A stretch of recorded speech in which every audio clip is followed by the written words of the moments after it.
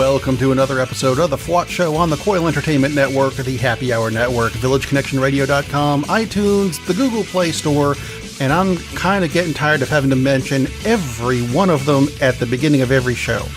You know what? The best thing to do is to subscribe, and I won't have to say it anymore. We'll just go on with the show. Meanwhile, I'm Rob Steele, that's Jesus Jones in the background, and this is the show that lets you know that it's not just you. The world has lost its damn mind. You want proof of this?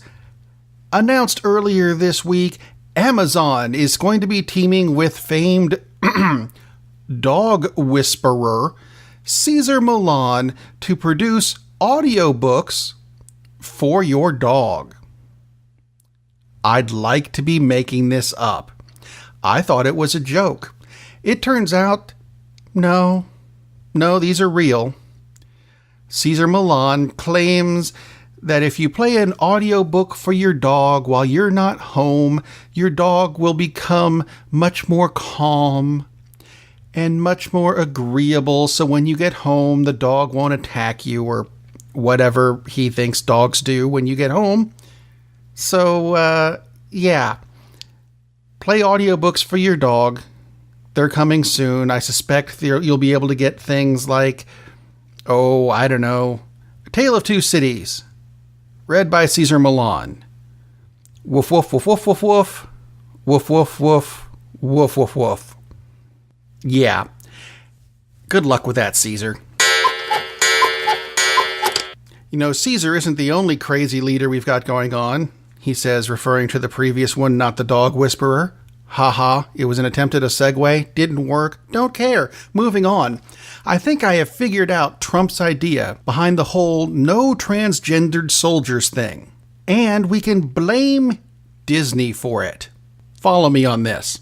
If this whole no transgendered soldiers thing had happened a long time ago, then Mulan could not have saved China.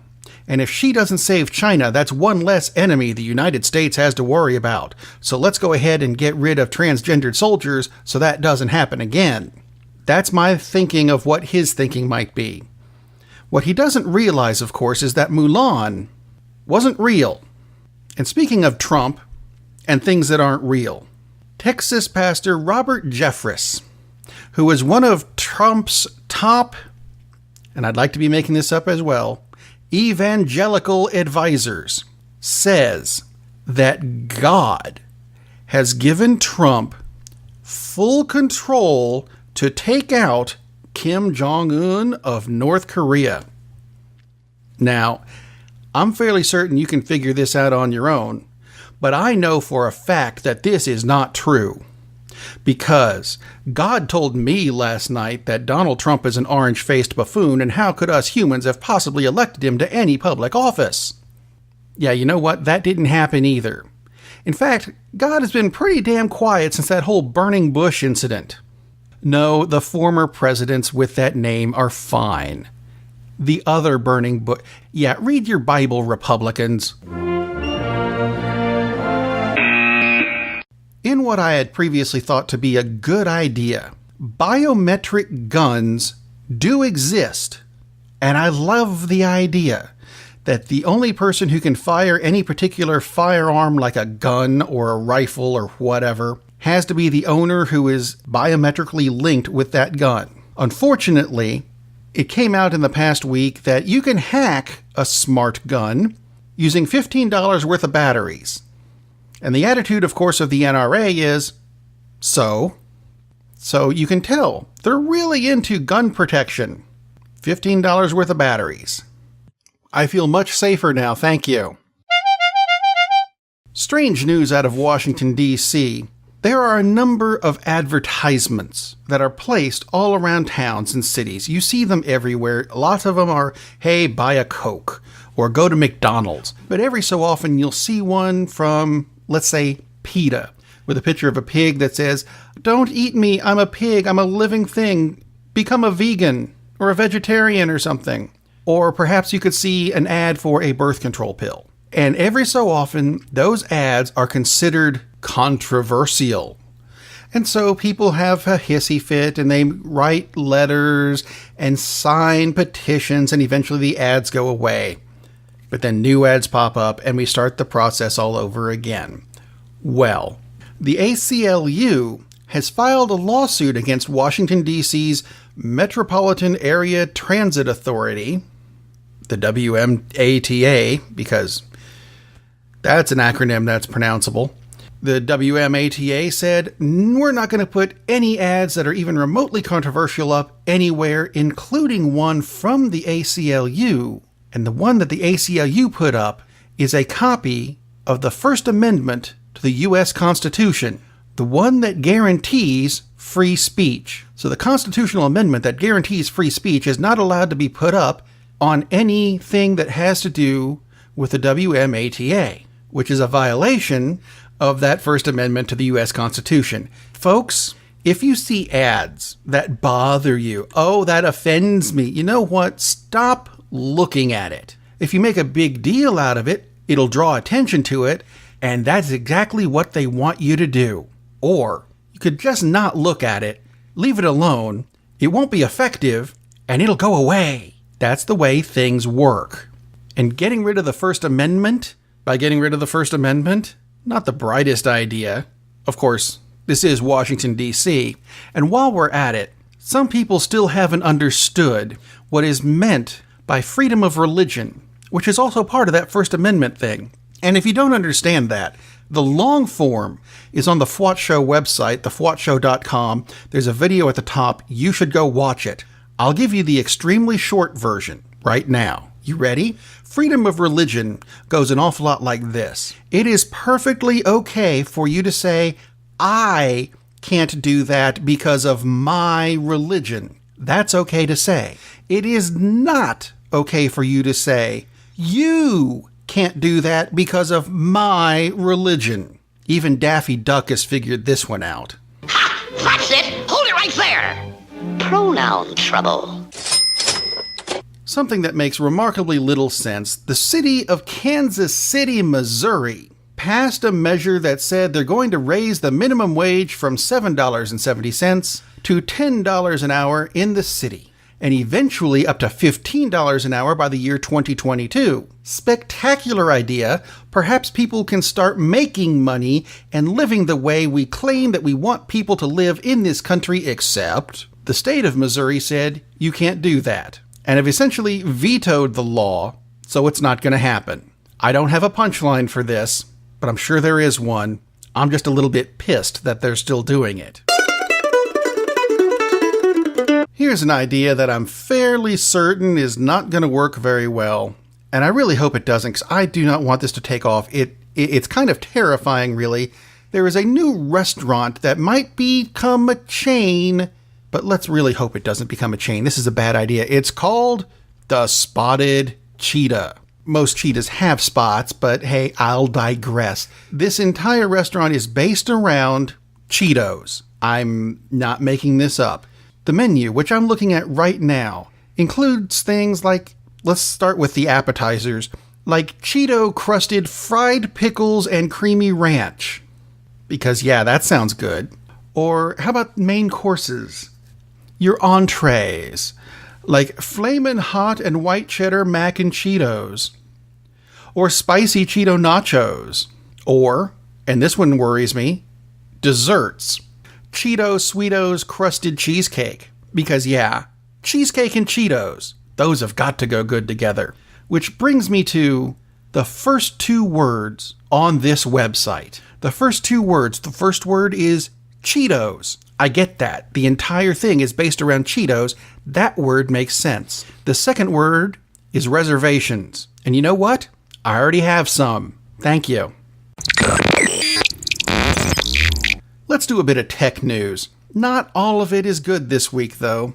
According to an article on Drive Tribe, there was a study done at Cornell University, which is a fairly prestigious engineering school, where they have discovered that some self-driving cars can be hacked if you put stickers on signs like stop signs. If you just put a couple little strategically placed stickers, not an ad or anything, little white square, little black rectangle, whatever. Just put a couple of these on a stop sign and your self-driving car won't be able to recognize it. Now, the problem with this survey is they didn't tell us what kind of self-driving car they used. That might be something worth letting out. Otherwise, you might just want to let the whole thing go, like something Face App is doing. Now, I had not heard of Face App until this article on CNN came out, but there's apparently an app for your phone where you can take a selfie and then click buttons to make yourself change. Like, hey, what would you look like if you had smiled in this picture? And it'll change your face into a smiling face. And not a cartoony one. It's supposed to be photorealistic. Like, hey, meet your future self. Here's what you would look like when you get older. Or here's what you look like younger. Or here's what you look like if you change gender. That would be a weird one, and I'm not using this. But there was an outrage because a lot of people didn't like the idea of having an ethnicity filter where you could take a selfie of yourself and say, I wonder what it would look like if I was black or white or Asian or whatever. And you know what? I don't know that it's a particularly good idea, but come on. Is it really harming anybody? I'm curious to know what I would look like if I was black or Asian or whatever. Doesn't mean I'm using the app. And who cares? It's not like you can actually change yourself anyway. I'm just saying. So you know what? If you want to have a hissy fit over it, go right ahead. They're removing it. It doesn't matter. How about some good tech news? We could use some good tech news. You like Star Trek? I like Star Trek. Star Trek is awesome. And if you like Star Trek, you might be interested in something that is coming out soon. It is an officially licensed Star Trek computer for your home that looks like a Borg ship. That's right, a Borg cube is coming to your home.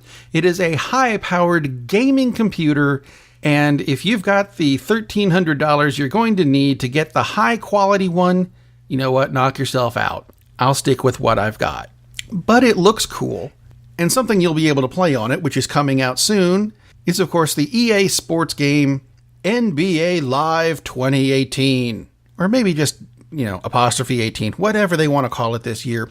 The big thing about this game is they're putting in a variation on it. So it's not just being able to play NBA players. You will also be able to play WNBA players. That's right, the Women's National Basketball Association. And you know what?